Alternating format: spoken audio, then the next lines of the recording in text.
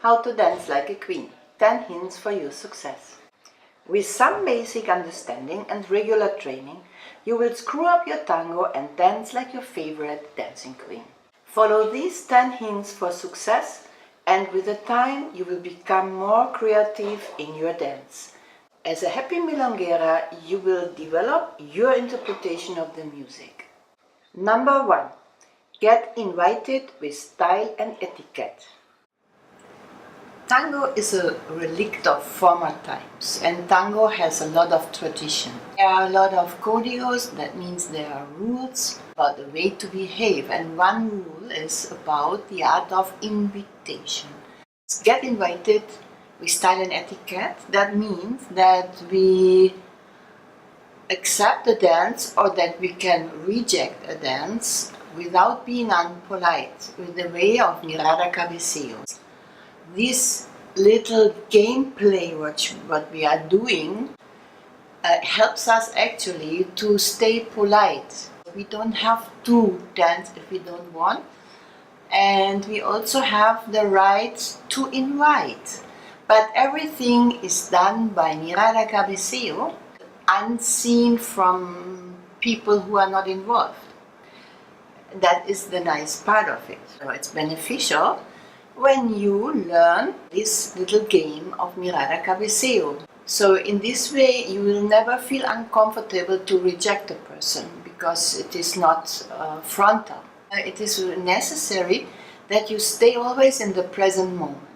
So when we do cabeceo, mirada cabeceo, that means we are active, we are available for the other partner, looking around the milonga and searching for a possible dance partner with our eyes. It would not be helpful when you sit there, chat with your neighbor, and then you are not available for the person who wants to dance with you, for example.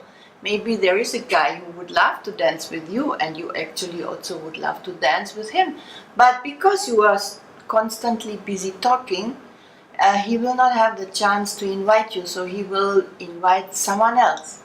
That often happened, and I am explaining it here in the video just to build up awareness for the milongueras, also for the milongueros who like to complain also that they are not getting invited.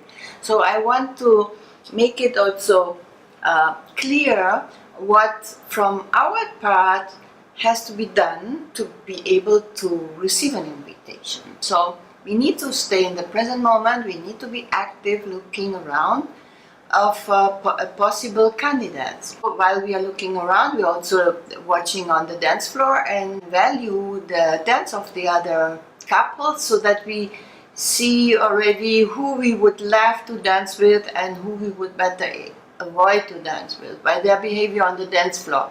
Number 2. Impress on first sight.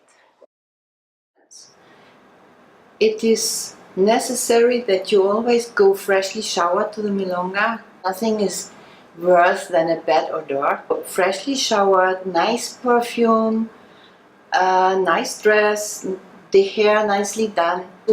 Tango is a very close dance, so with many different people. So cleanliness is the non plus ultra in tango, and we can do a big change by putting a little bit more value in our appearance. The idea of appearance is that when I think of going to dance, I want to that I am joy for my partner. I cannot be joy for my partner if I smell bad. I won't give him excitement. I want that he likes to dance with me. If I am not showered and I'm not wearing the dress from the morning and not well smelling, how can I be joy for the partner? I can dance as a queen, but I will not be joy for my partner. So sometimes people forget that. They are looking for these attributes in their partner, but they by themselves are not willing to give it, or they are not aware that they are not giving it to the partner. So it's always start from yourself. What do you give to your partner? I give to my partner what I'm looking also in my partner to receive. So that I have to give. So appearance, nicely, freshly showered, a nice perfume, nice dress. It doesn't have to be expensive. No, it has to be clean and nice. And which is the most important, is a nice smile. So men are looking mostly for a friendly person because they're afraid of person who are like in a bad mood. They will they will not touch. You know, like if you are in a bad mood, they will not touch you. If you are in a good mood, they think she will be a good partner for me, because especially when they are a little bit inexperienced or they think they cannot dance that well, they want to have a friendly partner who will be friendly if they will make a mistake, you know, like this. So in any case, if you have problems, leave the problems outside the door. So try to, when you go into a milonga, okay, whatever you have troubles in your job or at home, you open the door of the milonga, you go in and you leave everything outside. Leave everything outside. Yeah? And I try to, you go into a different environment now. There are different rules, and everything which is outside, you leave it outside. That is a good way to forget for a certain time about your problems. If you want to see your friends and talk about problems, do it not in the milonga, do it a different day, but not when you go dancing. And you need to be in a good mood to radiate this good mood to the people so that you get invited. The last advice which I can give you regarding appearance is the habit changing shoes in the milonga. So there is a habit of changing the shoes in the milonga under the table, and I cannot recommend that. If there is no specific place for you to switch shoes, then I recommend to go to the toilet, especially in Argentina. Number 3, select your partner wisely. There are different kind of milongueras in a milonga. These are people who are like, they are beginners, they are just start with dancing, and usually they are very much, you know, like active. They want to dance, they want to practice, they use the milonga as a practice place, you know, like to learn also, right? And they want to have as much as possible exposure to people, to dancers, and they are happy when they go home in the evening. They are tired, exhausted, sweaty, and then they are happy. You know, they have danced every tanda, better it could not be. You know, like this. So they get all the excitement from moving over the dance floor as much as possible. This is the first group of people. So they take tango as an exercise. The next group of people, they have already passed this state. They know already the scene, they know the good dancers, they know the bad dancers, they know beginners, and they have made many friends and so on. And they are dancing with everybody because they know many people and they don't want to reject, they don't want to be unfriendly to them. They want to be supportive, they want to be seen social and friendly to everybody. And these people actually, they would love to switch the one or the other tanda, but when they get an invitation, they will take every invitation. They will dance with everybody, and they do that from a position of fear.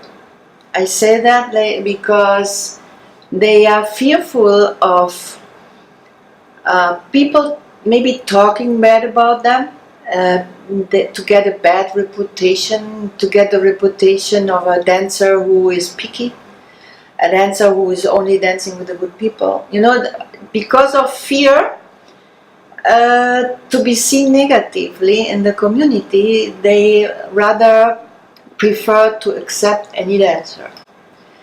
And then there is the next group of people. These are ladies who already quite experienced. Usually they think they are much better as they are, but they have good chances to be invited by good dancers. Maybe they are also still much younger, and they have a nice physical appearance. It's a character thing also, you know, the whole thing in the milonga. You can see the character of people, you know, like when these people, when they get better, these ladies, when they get better and they see they have chances to be good dancers, then suddenly they will only dance with good dancers, yeah, and then they will develop antisocial habits. They will develop antisocial habits. They will become picky. They will only dance with the good dancers. They will only satisfy their ego. They don't care if people talk about them negatively. They don't care, you know, like, because they just see themselves. They are so self-centered. They don't care what other people say, and they just ignore. I mean, they just go what they want. They go for the dance, you know, and they go for the good dancers, you know. And those people also usually they have this habit to go to the dancers straight away, you know, like this, and invite them. So they are milongueras like that. And that there is the first group, the milongueras, who have already many years of tango, who know the community very well, and who have developed self-awareness. So because they have passed that stage that they say, oh, I have to dance with everybody, they have passed this stage without being picky, without ignoring beginners, without ignoring elderly people, without ignoring good friends. I mean, you know, like, they have find their center. In my sense, they have found their center. They have found their self-awareness, what they need, and they have a right to listen to their own necessities, right? They have a right, and they have also a right to reject. They don't have to dance with everybody, and especially not with those men who are the beginner for a lifetime, you know, like they're dancing like 10 years, but they are still on beginner level, but they think they are very experienced because they have already so many years of tango on their back, so that they think they are very good, but they never take classes. They just learn in the milonga, and they learn a lot of bad habits. They have a lot of bad habits, but at the same time they have so much self-esteem that they are not afraid of inviting anybody, you know, even good dancers. They will have no problem to invite them, and if they just will approach them. And if the cabeceo get rejected, they will just approach them. These people you can reject. You should reject. Yeah, you should reject because of two reasons. The first reason is that you have to listen to your voice, to your inner voice, and second, you have to be educative, because we are not teaching in the dance floor like those guys, for example, who love to teach the woman, you know, if they cannot follow their creepy lead, then they tell them, yeah, you have to do this and that. So we are not correcting anybody, you know, we are not teaching the guy, except he asked us for that. But we have our voice, we have our decision making, we have our tool, and that is to decide against them when they invite us. That is our tool where we can be educative. While they are feeling being rejected, they might be on first sight, they might think, oh, she is picky, she doesn't want to dance with me. Probably she only dances with the good ones. But then he will realize that this lady is not only dancing with the good ones, she's dancing a lot with beginners. she's dancing a lot with old people, so why she's not dancing with me? Then maybe they start to think, why she's not dancing with me? You know, she's dancing with all the beginners and with the old people. But she's rejecting to dance with me. What is it? No, maybe I can ask her. And maybe accidentally they will come together and then they will, look, I tried to invite you, but you never reply my say why. And then you can say, you know, look, I don't feel good in your embrace, or I don't feel good in your musicality, or something, you know, like maybe you work on that to become better, you know, and then we can dance again, you know, something like that. So we can be educative. You are starting and you are passing all this state of being in the milonga, where you be, you know, like you are really strong in your center, strong in your center for your own belongings, strong in your center for social belongings, and also educative. That would be, in my eyes, the best thing. With the time they will understand. Maybe they will think first you are picky, but then they realize, no, she is actually not picky. Realize where your position is, that you also enjoy. Yeah, and you enjoy your dance. Every dance you dance in the milonga you should enjoy, and that for that wisely pick your partner. Then the other thing is also why it is not so good, in my opinion, to see this dance as exercise, and then it's better to go in a studio and do a Zumba or salsa or whatever, because of this close embrace. The connection with the other person is very intense, and there is an exchange of energies finding place. And while you are rushing from one dancer to the next dancer, you get so many energies, good ones, bad ones. Also you give out energies, and there is a lot of things happening. And while you are rushing, you will be more on the surface with everything. You will not really sense all these energies, because you are already thinking of the next dance. It is much more intense when you have a good tanda to make a break. Make a break, because the energy of this partner you had in the tanda, the dance was so nice. You just feel it so strong, and you feel the music so strong, you feel the dance so strong, and I mean, I don't want to rush into the next tanda straight away. I mean, you know, the cortina will not be long enough to change my spirit. So I will just take the next tanda off, and still will enjoy the moments I had, enjoy the good energy which I received for the next tanda, and then slowly I will look around for the next dancer. Find more serenity in the milonga by enjoying more the good tandas you had, you know, and be selective. Be selective with the dancers who give you good tandas, and it's better to have just 2-3 tandas a evening which are very nice. That is totally enough. In my eyes, that is totally enough. You can, your body and your mind is full energized with these good tandas.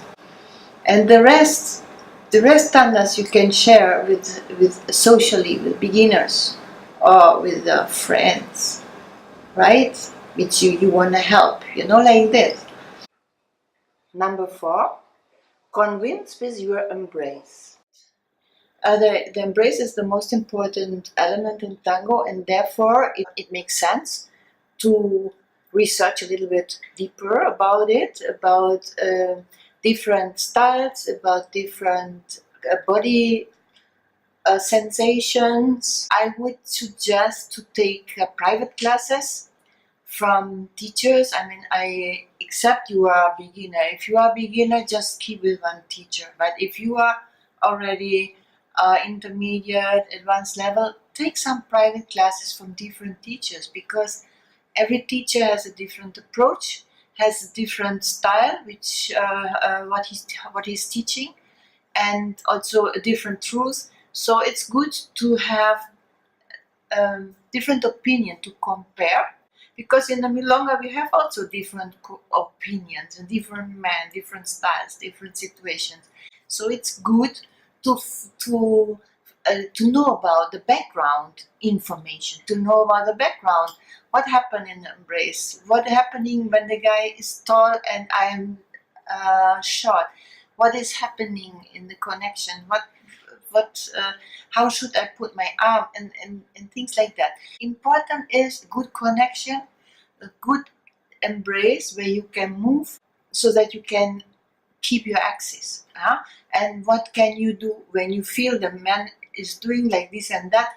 How can you adjust yourself? When the man is dancing in this embrace, that you understand it. He's not squeezing you. He's just holding you in a very close embrace. So then don't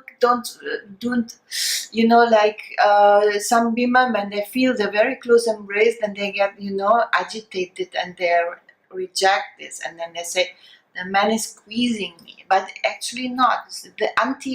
It's the reaction of the woman which makes it tight. Yeah? And because women often don't know, they have learned one style from one teacher, and that is what they know, and then they dance and they're wondering that not everybody is embracing in the same way. So I think we as a milonguera, we dance with a lot of different men. It's important for us to be able to adjust easily to different embraces. You become a dancer which people like to dance with, because you can easily adjust to anybody. I have a friend, she's just dancing in milonguero style, and she cannot really enjoy in many milongas because not everybody dances milonguero style, and then she doesn't know what to do. She doesn't feel comfortable because she doesn't know to adjust her embrace. And the same way others, they only dance open embrace, and suddenly they get the totally close embrace, and they feel like they get squeezed and do not feel happy.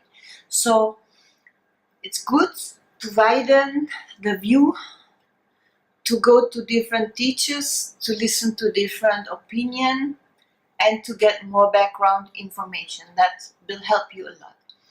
So once you are able to maintain your axis very clearly in any kind of embrace, then you have the special edge, because you are not easily losing your balance. Number 5, keep it simple. Keep your dance as simple as possible. There are 3 things which are important: good connection, good following, and good musicality. These are the 3 columns of the dance. Try to see the tango like a theater piece, so like a story. Yeah, it is very similar to that. When we write a story, for example, we have a beginning, an introduction.